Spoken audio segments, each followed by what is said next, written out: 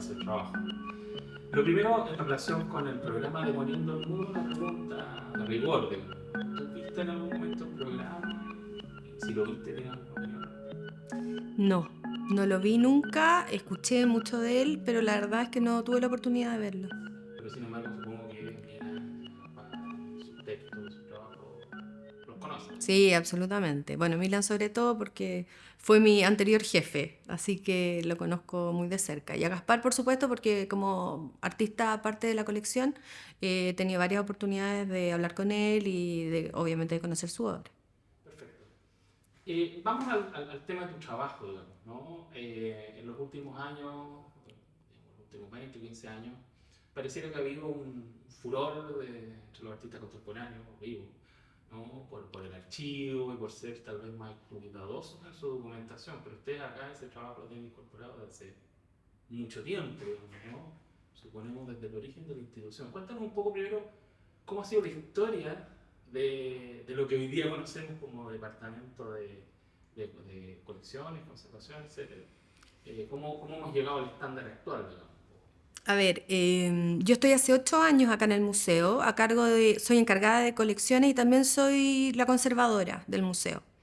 Yo tengo a cargo todas las colecciones del museo, pintura, escultura, dibujo, fotografía, ahora multimedios, por supuesto, y en los últimos años se ha hecho un trabajo bastante intensivo en cuanto a la catalogación y el inventario de todas las obras, es decir, a completar el inventario existente, a corroborar qué es lo que hay, cómo llega y dejar lo más documentado posible todas las obras. Tenemos alrededor de 5.500 obras.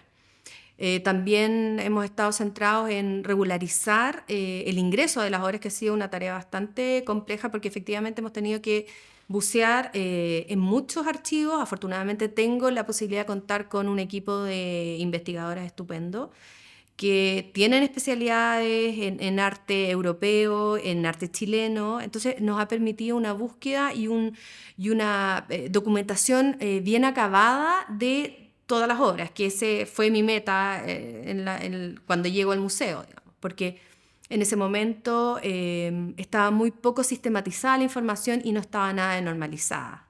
Entonces ha sido una búsqueda bastante intensa en cuanto a obras en sí mismo, a descubrir en distintos lugares del museo obras, y ya tenemos los corpus bastante definidos y todo el inventario normalizado, lo que nos da una tremenda satisfacción porque, como te digo, o sea, fue la meta que me propuse en cuanto llegué, porque cuando yo llegué a mí nadie me explicó nada, ni qué es lo que había, ni qué es lo que no estaba, y toda la información estaba dispersa en distintos soportes, en distintos lugares. Entonces hemos tenido un trabajo bien importante, como te digo, casi yo diría que arqueológico, incluso hasta de salvataje de obras y de recuperación de obras también que habían estado en otras instituciones por muchos años. Entonces, bueno, efectivamente la meta era normalizar toda esta información y tener una base documental y normalizada de toda la información referida a las piezas, cómo llegaron, medidas, fotografía en alta, porque nosotros facilitamos mucha información afuera, digamos, nos piden muchas imágenes de obra.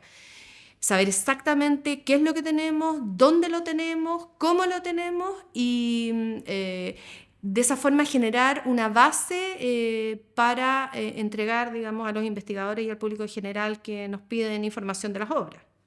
Que además se Bueno, publicó con hubo posterioridad. un trabajo tremendo de levantamiento de todos los catálogos existentes del museo y una comprobación efectiva de a qué pieza se refería, porque en ese momento la información era muy vaga.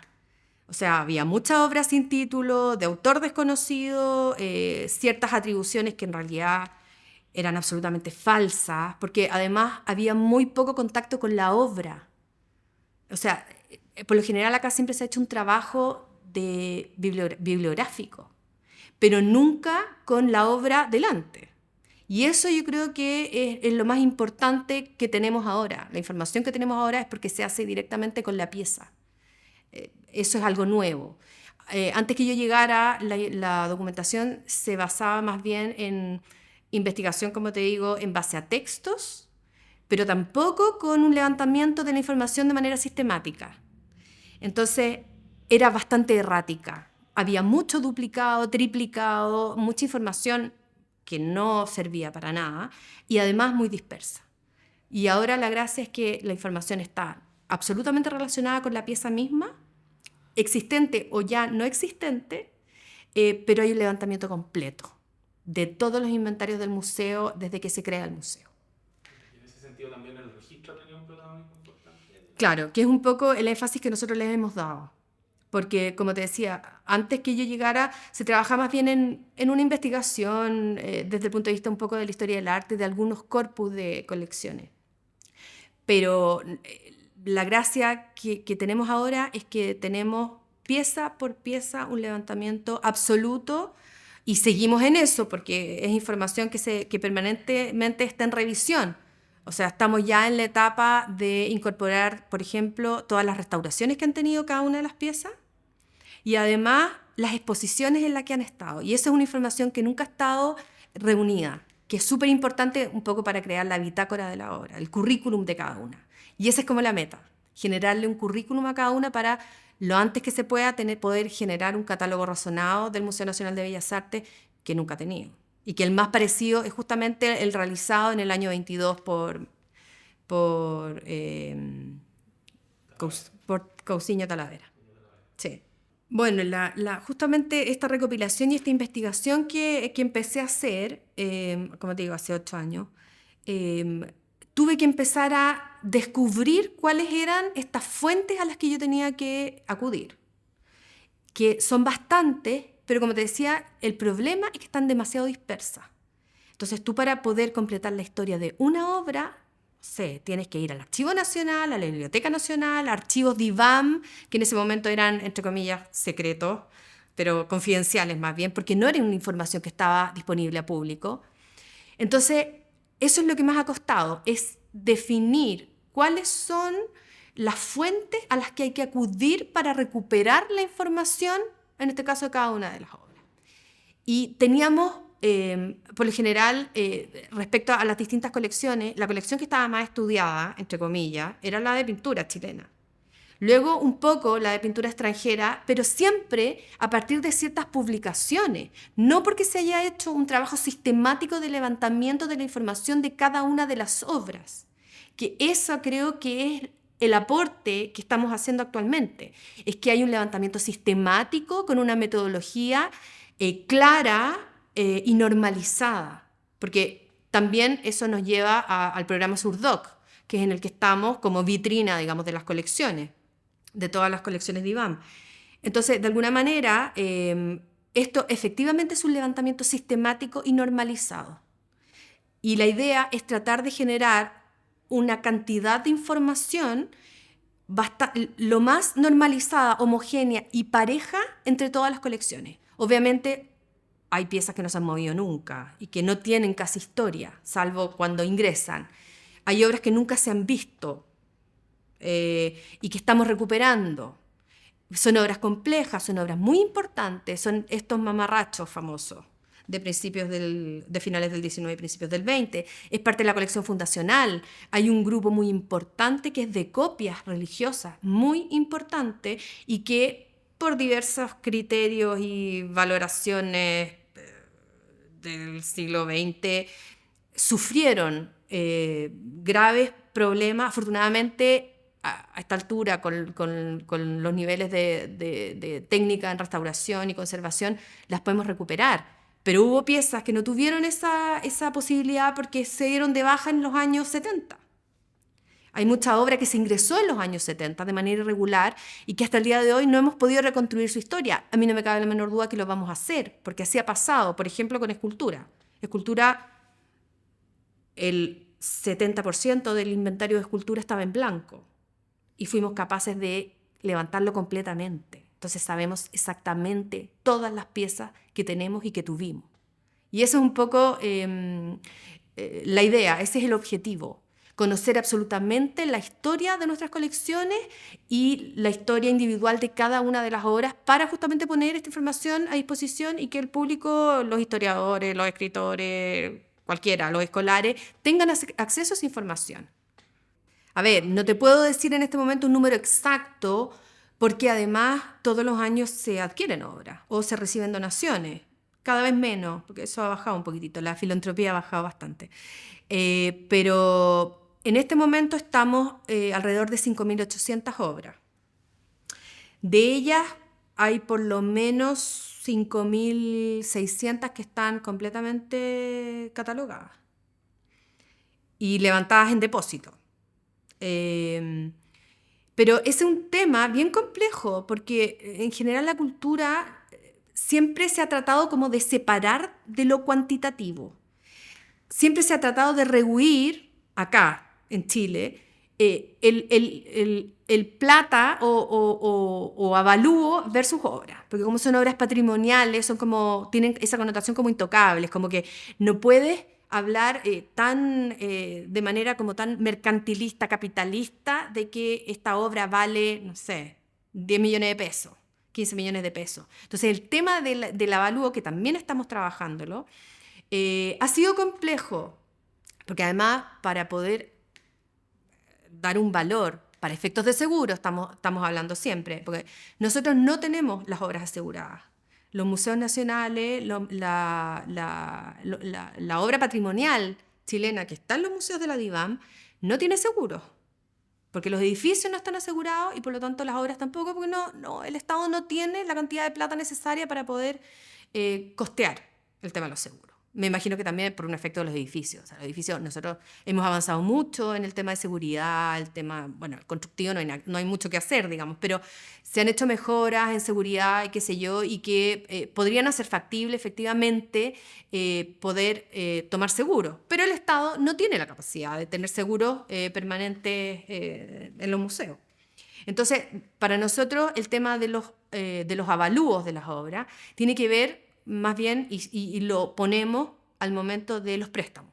Cuando nos hacen solicitud de obra, en ese momento se hace una tasación para efectos de seguro, porque sabemos que las obras declaradas de manera como monumento histórico no son reemplazables, pero sí se da un monto para poder costear en caso de algún daño su restauración. ¿Cuántos millones de dólares? Claro. Por supuesto que eso lo hace más vulnerable. Efectivamente. Con información que no. Pero también, al tener un monto de ese valor... O sea, te da la responsabilidad y finalmente hace mirar el Estado en que tienes este patrimonio, miles de millones, porque es así, y que finalmente no lo resguardas y no le pones las lucas necesarias para protegerlo. Efectivamente. O sea, y por eso las tendencias actuales es efectivamente hacer una valoración de las obras, de estas obras tan como intocables, y llevarlas a lucas, justamente para decir, DIVAM, usted tiene todo esto en patrimonio. Bueno, ¿qué está haciendo por resguardar todas estas lucas? Que finalmente es patrimonio de todos los chilenos.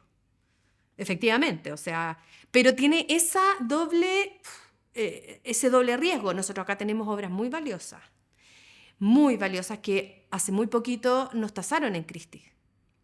Son obras muy importantes y que además hasta hace muy poco tampoco estaban en absoluto conocimiento público. El Sistema Sur nos obliga un poco a mostrarlas y también es nuestra misión. Pero tiene esa dualidad que es un poquitito peligrosa. Pero bueno, me imagino que eso estamos en vías de solución, en vías de mejora siempre. O sea, el hecho es que contamos con sistemas de seguridad importantes, bueno, después del bullado tema Rodán, digamos, y efectivamente se ha metido bastante plata y presupuesto en el resguardo de las obras. Obviamente eso también va de la mano un poco con los tiempos y con los profesionales que van ingresando a las instituciones, con las nuevas normas, un poco con los códigos de buenas prácticas. Entonces, eso un poco nos obliga a nosotros también a estar en estándares internacionales conocidos y lógicos también. O sea, nosotros definitivamente hemos avanzado muchísimo en los últimos años, muchísimo. Bueno, claramente la televisión es un medio que muy masivo y que efectivamente es la parte que nos faltaría, digamos, como para poder además concientizar. O sea, es súper como en las sombras, digamos, el trabajo que se hace día a día con las colecciones. La visión que uno tiene de una biblioteca o de un archivo es como la gente casi durmiéndose, en un lugar que no pasa nada, en un lugar que está ahí como a la espera, la gente callada, es como lata, es como el típico ejemplo de lo fome. Y la verdad es que es impresionante el trabajo permanente, constante, que se hace, por ejemplo, al interior del museo. O sea, uno no se lo imagina. Si no lo ve realmente, si no conoce los componentes, si no conoce los equipos de trabajo, cómo se trabaja, evidentemente la mirada es muy distinta, pero el trabajo acá es frenético, el trabajo es muy activo, es muy rápido, es muy inmediato, hay que reaccionar, hay que estar controlando, hay que estar mirando, investigando, es información viva y por lo tanto sería muy interesante y una súper plataforma para poder dar efectivamente a conocer y un poco también a la gente para que entienda que cuando uno dice trabajo en el Museo de Bellas Artes, dice, ¡ay, qué maravilla! A ver, perdón, es un trabajo, como cualquier otro. Tiene otros aspectos, tiene una visión muy romántica, pero es un trabajo duro, es un trabajo físico y es un trabajo mental, que es súper importante y que cuando uno a los amigos, qué sé yo, les explica, no lo entienden, no lo pueden creer, es algo completamente desconocido. Todavía se piensa eh, que la gente quiere venir a los depósitos porque son lugares como sombríos, ocultos, llenos de telarañas, como que en algún lugar uno va a mover algo y va a encontrar un tesoro, una momia, qué sé yo. Esa es la connotación que la gente habitualmente tiene. Y en realidad es todo lo contrario. O sea, aquí no puedes encontrar sorpresas, aquí tienes que estar permanentemente en el cuidado, en la mantención, en la revisión, es de nunca acabar. Es un trabajo súper dinámico, bueno, súper enriquecedor, con resultados bastante a la vista, además, de bastante corto plazo. Hay cosas que son a muy largo plazo, pero tú tienes resultados y tienes productos rápido. Bueno, eso para uno es súper, eh, no sé, es súper, bueno, es súper satisfactorio. Es un trabajo muy bonito y, como te digo, muy dinámico. Que ojalá pudiera darse a conocer la televisión a la mayor cantidad de gente posible para que se concientice y vea que no es solamente pasar por una galería y mirar un cuadro y mirar otro, sino que entienda cuál es el proceso de llevar esa obra a sala, por qué, para qué, de dónde sale esa información, cómo se ha construido esa información. Es súper interesante. La conservación, la restauración de obra, esa es como la parte como más, que a la gente le gusta más, es como más visible, es como más bonita, porque es más desconocida también y es muy efectista, y el antes y el después, es muy entretenido, porque parece magia, digamos, pero hay muchos aspectos del trabajo en el museo, dentro del museo, sobre todo un museo como este, un museo patrimonial, eh, que es alucinante, que la gente no se lo imagina. A ver, lo primero yo creo que esto tiene que nacer desde las autoridades. O sea, creo que nosotros acá podemos hacer muchas cosas. Creo que... Pero si las autoridades no le dan finalmente la importancia que esto tiene y no lo quieren llevar a las plataformas o como al escenario que efectivamente se quiere, si no se concientiza respecto a la importancia que tiene el patrimonio a nivel nacional y que tiene que ir muy de la mano también con la educación, porque ahí hay un tema que es bien complejo. Por un lado, nosotros estamos como saliendo del Ministerio de Educación para meternos en un Ministerio de Cultura, las Artes y el Patrimonio, o como se llame. Pero no hay que olvidar la relación que es súper directa, en este caso, me imagino que el Museo de Historia Natural también, el Museo Histórico también, los museos nacionales en general.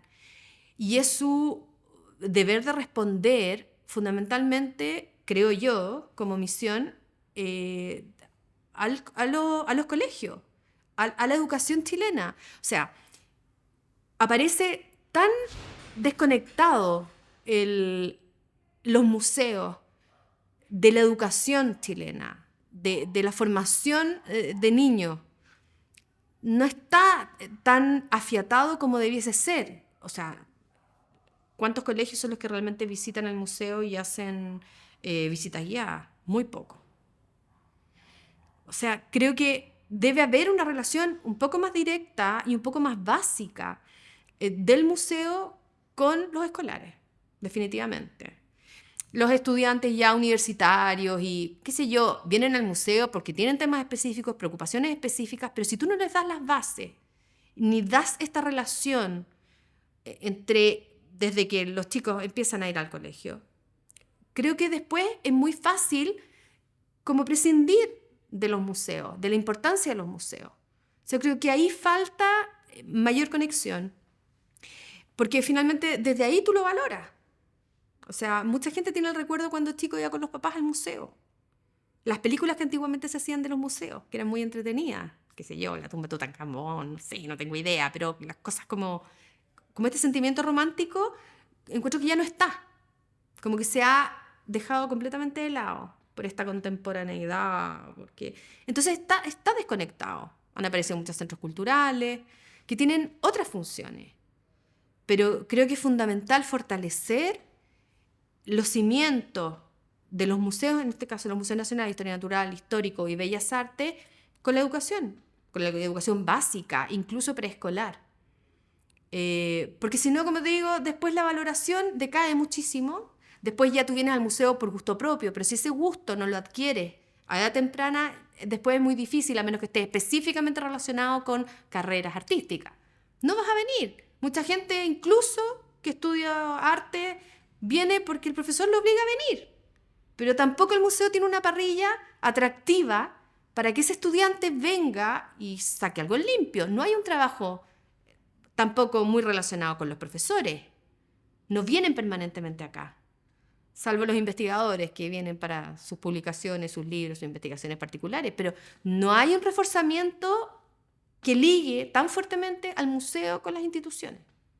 Y eso es muy importante porque como se desconecta, obviamente el público no tiene esa valoración por las colecciones, por el museo, y es un círculo vicioso finalmente. Entonces quedamos desconectados. O sea, yo espero que el Consejo, que el nuevo Ministerio de Cultura vea un poco y sienta la necesidad de mantener vigentes los museos.